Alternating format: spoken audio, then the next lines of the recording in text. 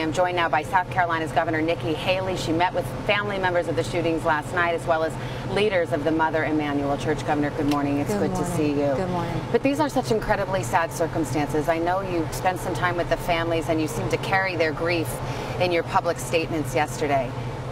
What does it say about us that in 2015 somebody walks into a church like this during Bible study, sits there, and then shoots them one by one? You know, I had to have a conversation with my son yesterday to try and explain why this happened.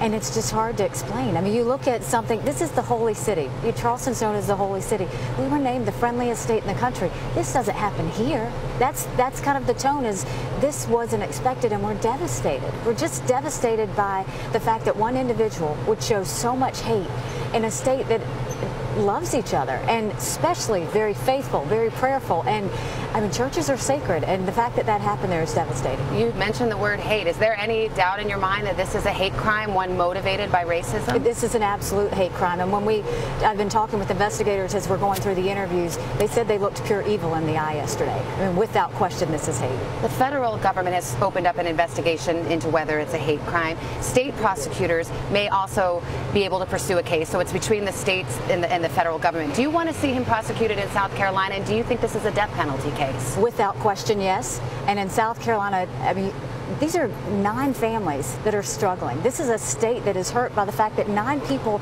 innocently were killed. We absolutely will want him to have the death penalty. This is the worst hate that I've seen and that the country has seen in a long time. We will fight this, and we will fight this as hard as we can. I know the president called you yesterday. He then made some public remarks, and he openly vented about mass violence, and in particular gun violence in this country. I know you're a strong supporter of the Second Amendment. Is there anything about this situation that makes you think, okay, should we rethink? Is it time for some kind of change? Anytime there's a traumatic situation, people want something to blame. They always want something to go after.